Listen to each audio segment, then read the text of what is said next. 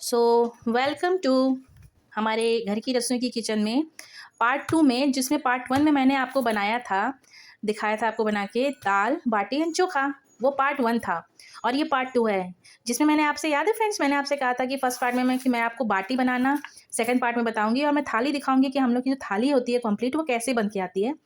तो चलिए हम पहले, जिन लोग को बाटी में पूरन जो भरने वाला होता है वो पसंद है भरना, तो उसके लिए हम चना लहसुन और मिर्ची को आपस में पीस के मिक्स करके हम उसका पूरन बनाते हैं। और जिन लोगों को बाटी प्लेन पसंद है उनके लिए तो काफ़ी इजी है।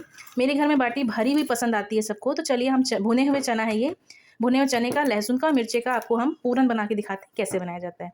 तो सबसे पहले मिक्सर ग्राइंडर में हम लहसुन और मिर्ची को हम पीस लेंगे विदाउट पानी।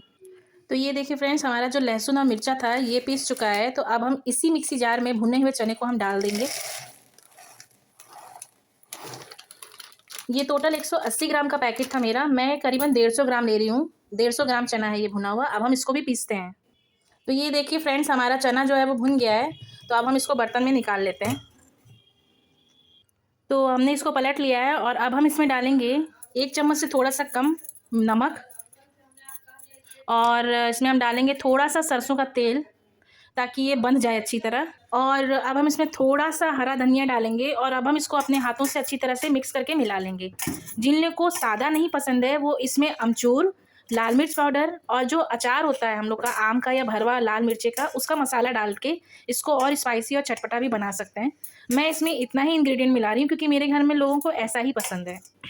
तो ये हमने देखिए इसको मिक्स कर लिया है। तो अब हमारा बाटी का जो पूरन है भरवा वो हमारा तैयार है और अब हम बाटी के आटे की तैयारी करते हैं। तो चलिए अब हम आटे को तैयार करने के लिए आपको बताते हैं कि कितना और क्या सामग्री चाहिए।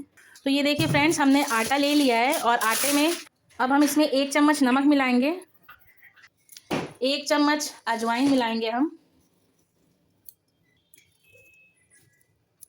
और इसमें मैं इसमें रिफाइंड का मोयन दे रही हूँ। आप चाहे तो इसमें घी का दे सकते हैं। मोयन की क्वांटिटी वैसे तो होती है कि आप 1/4 आप मोयन देते हैं, मतलब अगर आपके पास 4 कटोरी आटा है तो 1 कटोरी आप मोयन देते हैं। ये बाटी है और ये काफ़ी सॉफ्ट और क्रिस्पी बनेगी, तो इसमें जो मोयन है वो 1/4 से थोड़ा सा ज़्यादा जाएगा।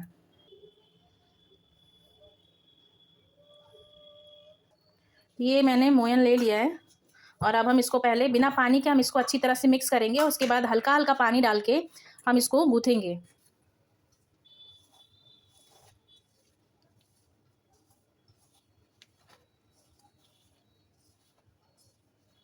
तो ये देखिए फ्रेंड्स, हमारा जो आटे का जो मोयन है वो अच्छी तरह मिक्स हो गया है और अब हम इसका अगर गोला बनाएंगे बॉल्स, तो बॉल्स इसकी बनने लगेगी। ये देखिए, अब इस कंडीशन पे अब हम इसमें थोड़ा थोड़ा पानी डालते हुए रहेंगे और इसका आटा हम गूँथेंगे।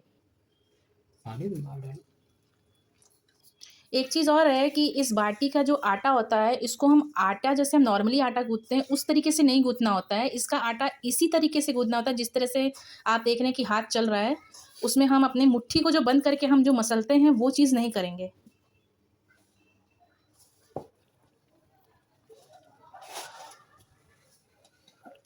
तो ये देखिए फ्रेंड्स, हमारा आटा गूँथ गया है और ये बिल्कुल चिकना नहीं बनेगा क्योंकि हम इसकी बाटियाँ बनाते हैं तो ये खुरदुरा ही रहता है हल्का सा। तो हमारा आटा अब रेडी है और इसको हम 15 मिनट का रेस्ट दे के फिर हम अपनी बाटियाँ बनाना स्टार्ट करेंगे। ये देखिए, हमने 15 मिनट रेस्ट करने को दिया था और अब हम आटे की जो है वो इतनी बड़ी बड़ी लोइयाँ जो हैं वो हम काट के रख ले रहे हैं और फिर इसको हम भरेंगे। तो ये देखिए, हमने जो है पेड़े काट लिए हैं और तो ये हमने पेड़े लिए हैं और इसको हम हल्के हाथ से रफली इसको गोला बना रहे हैं और उसमें छेद करेंगे और उसमें हम अब पूरन भरेंगे। और पूरन भर रहे हैं हम, थोड़ा ही पूरन भरेंगे, आपको ज़्यादा पसंद है तो आप ज़्यादा भी भर सकते हैं। और इसको हम अच्छी तरह से आटे को एक दूसरे से चिपका लेंगे और इसका हम जो है, जो भी पेड़े हम बना रहे हैं वो बिल्कुल रफली बनाएंगे। ये बिल्कुल चिकने नहीं बनेंगे, थोड़े से खुरदुरे बनेंगे ताकि जब हम इसको फ्राई करें तो ये थोड़े से क्रैक होके अच्छे से अंदर तक काफ़ी क्रंची बनेंगे। तो ये देखिए, ये हमने अपनी बाटियों को बनाया है, बाकी बाटियाँ अभी बन रही हैं ये। और हम इस बाटियों को घी में फ्राई करेंगे। तो अब हमने कढ़ाई में घी ले लिया था, तो अब हम इसमें घी में इन बाटियों को डाल देंगे। ये देखिए, हमने सभी बाटियों को घी में डाल दिया है और ये बिल्कुल धीमी फ्लेम पे रहेगा। और इसको, एक जो धान होता है उसको पकने में कम से कम 15 से 20 मिनट लगता है।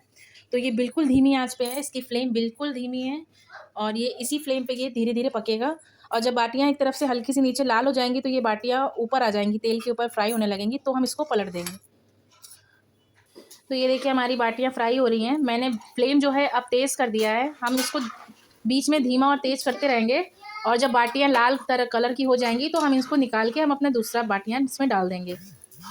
ये देखिए फ्रेंड्स, हमारी जो बाटी है वो लाल हो गई है और अच्छे खासा बहुत अच्छे तरीके से वो पक रही है। हम इसको थोड़ा सा लाल और करेंगे और अब हम इसको निकाल लेंगे। घी में फ्राई करने का मेरा मतलब ही यही था कि जो हमने मोयन था, आपने याद होगा कि मैंने मोयन रिफाइंड का दिया था, लेकिन मैं फ्राई इसको घी में कर रही हूँ क्योंकि घी में फ्राई करने से जो चीज़ें होती हैं वो बहुत ही क्रिस्पी और हार्ड हो जाती हैं और रखे रहने के बाद भी वो सॉगी नहीं होती हैं। सो इसलिए मैंने इसको घी में फ्राई किया है। और वैसे भी जब बाटियाँ बन के तैयार होती तो उनको घी में डिप किया ही जाता है, तो इसलिए मैंने घी में इसको फ्राई किया है। आप भी इसको घी में ही फ्राई करिए और अगर आपकी इच्छा हो तो आप मोयन घी का दे सकते हैं, वो भी अच्छा ऑप्शन है। तो हमारी बाटियाँ तैयार हैं और अब मैं इसको निकाल लेती हूँ। हमने दूसरी बाटी डाल के अब हमने गैस को धीमा कर दिया और अब ये धीमी आंच पे 10 मिनट तक इसी तरह पकेगा। और जो हमने अधूरा चोखा छोड़ा था अब हम उसमें नमक डालेंगे और इसको मिक्स कर लेंगे। हम इसका आलू और बैंगन अच्छे से मैश कर ले रहे हैं। इसमें हम 1 चम्मच नमक डाल रहे हैं। ये देखिए हमारा जो चोखा है वो मैश हो गया अच्छी तरह। हम इसको चम्मच से भी कर सकते थे, लेकिन चम्मच से वो चीज़ नहीं आती है। और अब हम इसमें सरसों का तेल डालेंगे। हम लोग 1 चम्मच सरसों का तेल डालेंगे। तो ये देखिए हमारा चोखा जो है वो तैयार हो गया है। और अब मैं आपको दिखाती हूँ कि हमारी जो थाली बनी थी, दाल बाटी चोखा थाली, वो कैसी है।